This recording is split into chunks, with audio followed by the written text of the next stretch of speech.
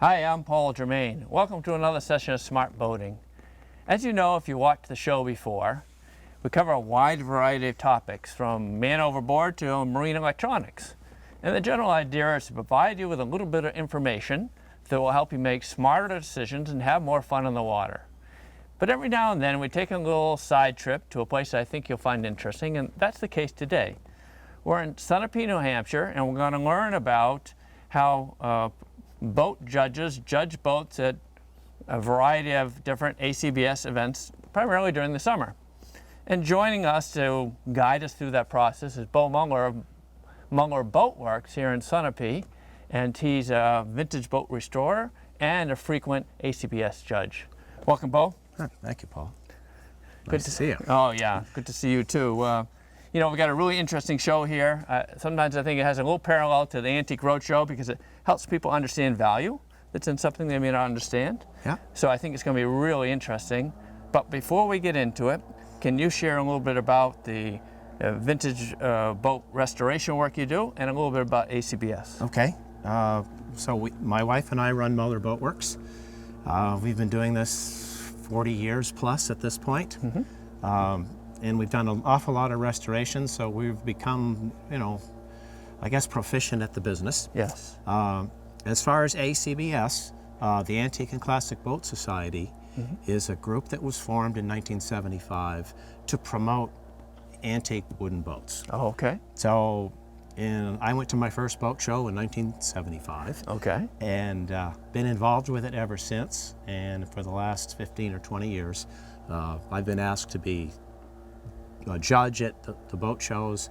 More recent times, I've been the lead judge at boat shows. Mm-hmm. I've judged the International Boat Show, which is ACBS's once-a-year big show. Yeah. So, I mean, got a lot of experience. I've done it before. Yes. Right, you have. Well, that's just the experience we need for this show. Okay. And we've got a lot to cover. So why don't we get right into it? All right, you're on. Okay. Let's go. Well, Bo, my understanding at these various ACBS events that are judged is that ACBS provides some guidelines for that judging, and it has to do oftentimes with classifications in terms of years, classes in terms of the type of boat, and whether they're preserved or restored. Can you talk further about that? Sure I can, Paul. Even though there's multiple styles of boats, even in the powered class, it gets broken down much further. Mm-hmm. We'll have, for instance, pre-war boats as a group. Mm-hmm. Then we have pre-war large runabouts, pre-war small runabouts. We might have pre-war utilities, and we might have pre-war race boats. Mm-hmm. Then, moving forward, in the classic groups, which is between World War II and 1975, it gets broken down similarly. Mm-hmm. You would have large utilities and small utilities. You might have large runabouts that were post-war boats and the small runabouts post-war. So it does get complicated in some ways, but we're using the same powered score sheet for all of these different groupings of boats. Right. How about this major distinction between restored and preserved? What are the key components to consider there? That's a new designation that's been introduced in the last few years. We had a problem with the judging sheets in this. Someone would have a very nice original boat like this, and they wouldn't score as high as they wanted to. So they would actually take off perfectly good decks or sides to get rid of scratches and gouges. And in the process, basically, from my perspective, they would be obliterating a very nice original boat chasing points. And we're trying to get away from that happening. We would really like to have people preserve their boats. So we introduced the new preserved class. Mm-hmm. And in order to be eligible for that class, you have to have 60% of your original wood on the boat. Mm-hmm. So it seems to be working out because today everybody wants their boat to be in the preserved class. So right. I think we're on the right track. We're certainly not taking perfectly good boats and getting rid of them piece by piece. Mm-hmm. Mm-hmm. The premise of the ACBS judging system is we want to see a boat that is the same as when it was delivered new. So for modern boats, that's easy. For boats that are 40 to 50 years old, that becomes a little more difficult. For a boat that's 100 years old, sometimes it becomes very difficult. Yes. I've got a, well, let's start with, we're looking for authenticity, originality. So if this was the original cushion for the boat, we would look at its condition, and we would probably not be too critical on condition if it's the original one, because that means this owner has preserved something. If it's been replaced, now we're looking for the fact of, was it done in the same style as Chris Craft did it? Did they use the same materials? So in the case of this cushion, this would have been a kapok filled cushion in what they called leatherette in this particular model. So leatherette was an imitation leather. So we have vinyl, which is fairly close, but inside there's foam rubber. So the foam rubber would be a deduction point-wise. So that's the sort of thing we're looking for. I'd also look at the zipper. The original zipper might have been brass. This one is plastic, so maybe an additional deduction. One of the other things that we'd look for is in the hardware, and I'll pull two pieces here. We're looking for hardware. Is the original hardware still on the boat? This is where the judge's knowledge comes in, but this would be the flagpole holder on a pre-war boat up until 1928, because there's a hole all the way through it. And the stern pole would fit into this with a plug at the bottom. After that, Chris Craft capped the end, put an electrode on the end, and the pole could just slip in and out. So on a very early boat, we would look for the hole. We rarely see that today. One of the other things is the glass globes on the top get broken. And so we're always looking to see if the glass globes are correct. This, even though it's glass, is a modern piece of glass. So that would be a deduction. Now I happen to have another one here. This is an original glass.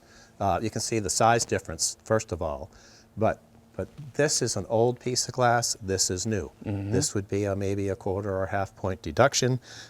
This one would get you the full points. And lastly, lots of cleats and pieces like that get changed over the years. Even though this looks just like some of the original fittings on Chris Crafts, it's not hollow, so it's an aftermarket, and it's also stainless steel.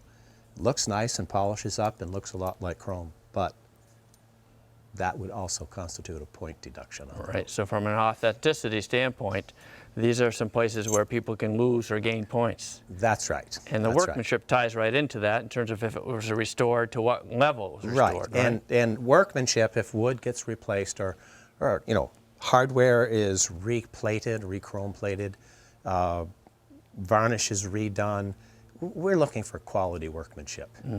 Less than quality workmanship gets you a deduction. And maintenance can be an issue as well, I guess. Well, maintenance goes right along with the day-to-day ownership of a boat. Some people can own a boat for years and they never put a scratch in it. Some people put a scratch in it every time they go out on a boat. That's care and maintenance. Yeah. And we're obviously looking for scratch-free boats if we can find them. Yes. Well, Bo, I see you've got a judge's checklist in your hand. Can you help us understand what's on that? Okay.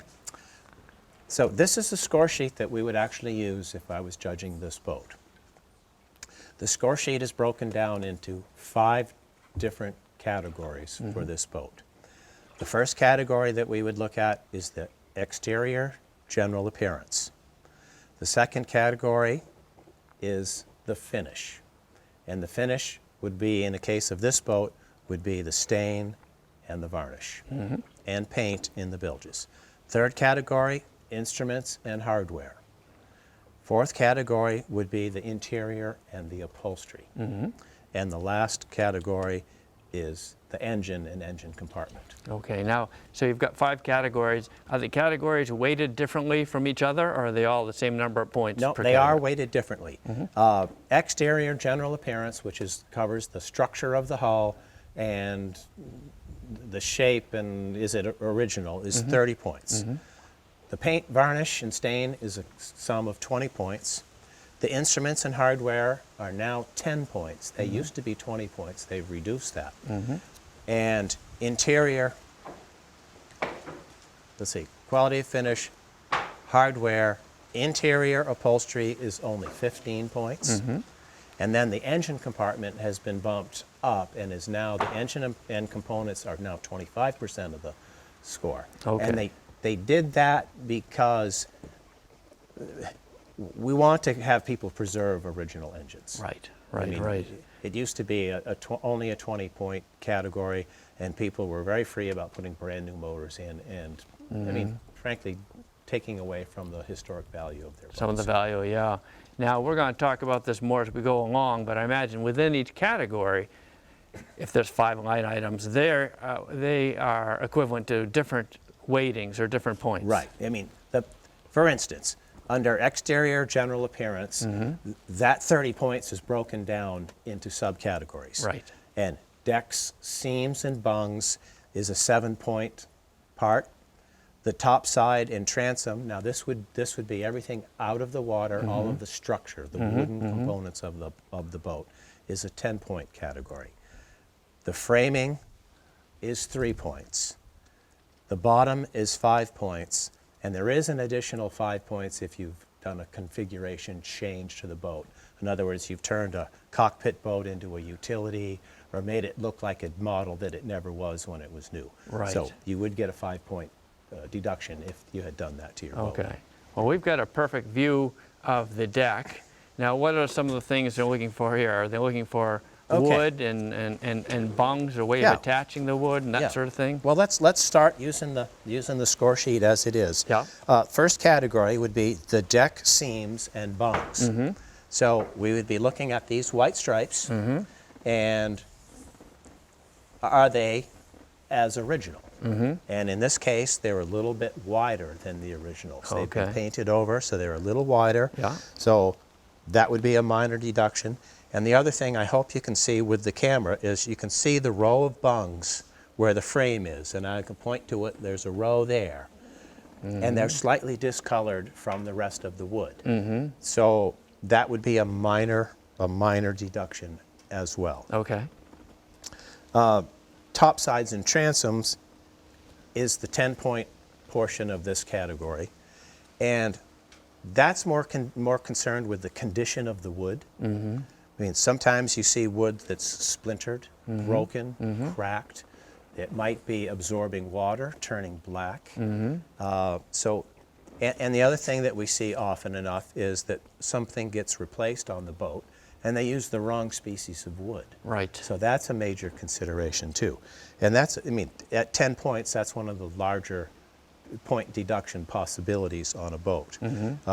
This boat is still Philippine mahogany, so we would not get the deduction there.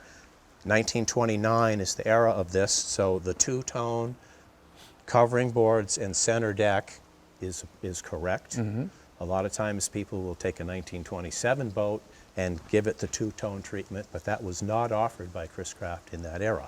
So that's the sort of thing that this category would pick up. So let's see, what else? We've got condition, we've got the species of wood, we've got, you know, the structure. Is the deck fair? I mean, if a board was replaced, was it the same thickness? You know, does it stick up? Do the bungs match? That's the sort of thing we're looking for. Okay, Paul, and we're going to look at the second group, which is quality of finish. It sounds simple. It's 20 points. It's broken down into 4 subcategories. Stain, varnish, then we've got the waterline paint and the bottom paint. We give the maximum for each one of those is 1 point. So the lion's share of the points here is stain and varnish. Right, because those are worth like 16 points, right? 18 points is stain and varnish. Stain becomes pretty tricky because I'm looking at this deck. We're going to use this as our example. We want to see a nice uniform color. And in order to get a nice uniform color, a couple of things have had to happen. You have to have uniformly colored wood to start with. So if you're replacing the deck, you need to have a matched lumber for your deck. And then sanding is important as well, because if you use a random orbital sander and you create a bunch of scratchy swirls in the wood, you'll never get nice uniform colored stain. So this section incorporates a lot of effort, frankly. It has to be the right wood, it has to be put right, it has to have proper sanding, and then it has to have a proper stain job. And even in the staining, you can mess it up. So this is where the skill plays in. Once you've got it uniformly stained, then the varnish. And what we're looking for in the varnish world is smooth, shiny, dust-free varnish. And that's a lot more difficult than it is to suggest. You can get 7 or 8 coats of varnish on a boat, and then, you know, I'm on my last coat of varnish, and the wind blows or something happens, and my God, it's covered with dust. So getting that last final coat that is dust-free and smooth is quite a chore. So, and that's why it's 12 points. Well, Bo, another important category on the checklist has to do with the instrumentation, the hardware. Can you expound on that a little bit? Sure we can. Instruments and hardware is the third section that we would look at if we were judging a boat. And we're looking for a few things. It's broken down instruments and switches, steering wheel and column right here, and then we've got deck and hull hardware, and then flagpoles. Yes. So in the case of this boat, instruments and switches. Good news, we have the original gauge panel in this boat. It's in relatively good condition. So we would not really be making a deduction there. I have one switch that's got some wear on it, and we might think about that as a deduction. The key switch is the original one. It's functional. So this boat would get almost all of its points in that category. As far as steering wheel and column, we have the original steering wheel, we have the original throttle, we have the original spark advance, and we have the original horn button. The column could get painted and cleaned up just a little bit, but again, we've got 2 points for that, so even if there was something major wrong with it, or let's say the wrong wheel, that might be a 1-point deduction. And hull hardware is actually a little more involved, but as we look around this boat, we have the original hardware all around. That category has been dropped back to a 5-point, because hardware's not that difficult to find. If you're missing something, there are vendors that specialize in that sort of thing. It's not a major flaw in the boat itself, so we've reduced that category down in the point scheme. Okay, Paul. So the next category that we're going to look at is the interior and the upholstery.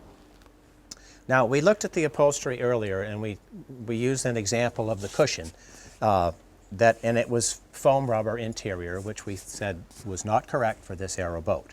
But there's more to it than that. So we're going to look at the overall construction. And in this boat, Chris Craft built a very plain upholstery. So we're not looking for button pleats, we're not looking for tufted whatever, we're looking for a nice plain. And in this boat, it was piped on both sides, zipper, and we're looking for something resembling the original color and maybe original material. So if he did this boat in leather, we probably would not be a deduction. However, this boat was never delivered with leather. Okay. So we're looking for a synthetic fabric, i.e., a vinyl. And in that case, we have 3 cushions on each seat. We have a solid back. We have the pull-out center. So the configuration is correct. The other thing we're going to look at in this boat is the ceiling stock, which, if you don't understand the word ceiling, it's the side panels in a boat, are the ceiling. So we're going to look at the finish quality of those as well. Lastly, we're going to look at the flooring material. And in the case of this boat, it has gray linoleum, which was offered from the factory new. Okay. And the last thing we might look at is the perimeter metal trim that goes around the linoleum. In the case of this boat, that has been replaced with something that's similar, but not exactly like the original. I see. And the dash should be included in this category as well, right? Yes, and be careful here because it's not the dash panel switches or any of the parts. It's the condition and surface and stain of the wood panel itself. Okay. Or in the case of some boats, it might be a vinyl or upholstered panel. Right. But in this boat, wood. Okay, Paul. This leads us to the last category, which is going to be engine and engine compartment. And what the judges are looking for in this category primarily is original engine. So, and sometimes that's difficult because even though this is a 1928 boat, Chris-Craft offered it with several different engines. So there is some latitude. This might have been delivered with the smallest Chrysler, and he might have decided to put the Chrysler Straight 8 in it. Even though it didn't come with this boat, it was an option available. So if that's the case, there's no deduction. So, and ACBS has struggled with the engine side of this for a long time. It's been now bumped up to 25 points because they're trying to make it a more important criteria and trying to urge people to preserve their engines and rebuild them and keep them in the boats. What's in here is a 283 Chris-Craft from approximately 1960 something. So under the ACBS guidelines today, that is a mandatory 10-point deduction, which if you're looking to have a first place boat at a boat show, you're already at 90 points. You will never become a first place boat with a modern engine in your boat. I mean, you would have to score absolutely perfectly on every other aspect of your boat to create a first place boat. You could, however, let's say this boat had the Chrysler 6-cylinder in it. If you put a more modern Chrysler 6-cylinder in it, you would only have a 3-point deduction. So then you do have a chance of striving for that first place boat, should you decide. Obviously, we like to see, the original engines in them if we can. So anyway, modern engine that was not offered or not being built when the boat was delivered is a 10-point mandatory. A more modern engine in the same configuration as the original is a 3-point deduction. Any other engine that might have been offered is a 0-point deduction. And we don't squabble about anything in between 8 points, 6 points. It's 10, 3, or nothing. The other thing we're going to look at is engine condition. If you have an original engine that's, let's say, quite rusty, unpainted, and looks, to be in poor condition, you could get a deduction. They give you 4 points total. I have the attitude that if the motor's in the boat and it runs and all the components are right, even if it looked terrible, I would not take 2 points off. I would be less than that. The other thing we're looking for is wiring. A boat of this era would have had cloth-covered wires. If it has modern plastic-coated wire, that would be a deduction. If it had the original wiring in, let's say, unsafe condition, it would be a minor deduction, and we would urge the owners to replace it. Accessories and exhaust is become kind of a catch-all, and some judges judge them very harshly, some don't. The copper pipes that might have been original, if it's dented and banged up, is a couple of points. And we've had arguments with the judges over if you replace the motor, you've obviously replaced the exhaust system too. In the case of this boat, a single exhaust pipe at the transom now has two. So there's another alteration. Perhaps the original engine had a generator. This has an alternator. These are the points that the judges kind of fight amongst each other over do we take points off or don't we? I tend to be a touch more lenient. If the motor's new, it's 10 points, and then it's just on condition. But that's an ongoing discussion with ACBS and the judging committees that make the rules. The last thing we're going to look at is engine compartment. What we don't want to see is a bilge full of water and grease and old towels and whatnot. So we would like to see a relatively clean bilge area, not too much clutter along the side of the motor.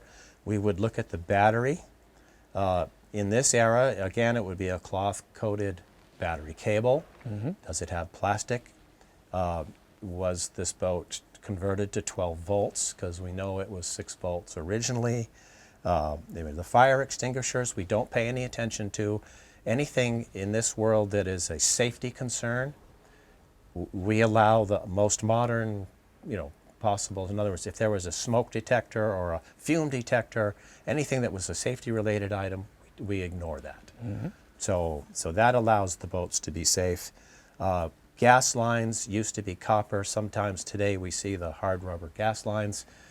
That is a mandate by the Coast Guard, so we let that one go. We don't deduct if we see safety items that are in compliance with the current Coast Guard rules. Well, Bo, it's hard to believe, but we're out of time for the show. We've covered a lot of interesting information about the judging of vintage and classic boats. Is there anything you'd like to add before we close out? Well, I hope your viewers learned something, and I hope they take an interest in wooden boats. Yeah. And we'd love to see them at a wooden boat show sometime. Yeah. So. If they have questions, I know you're in the restoration business. Can they give you guys a buzz or drop you an email if they have questions in this area? Sure. Happy to respond to emails. It's Muller Boatworks, M-U-L-L-E-R, all one word, @gmail.com. Okay. And while we're at it, I'd like to put in a plug for the ACBS at acbs.org. Yeah. There's plenty of information that can be gleaned at that website as well. Right. Great way to keep up on the events that are coming up in people's local areas, right? Yeah. And there's events all over the country. So right. There's plenty to go see and do. Absolutely. Well, thank you. My pleasure, Paul. Thanks for having me on. You're welcome. And thank you, Smart Boating viewers, for joining us today. If you have comments or questions, visit us at our website, www.smartboatingus.com. Thank you.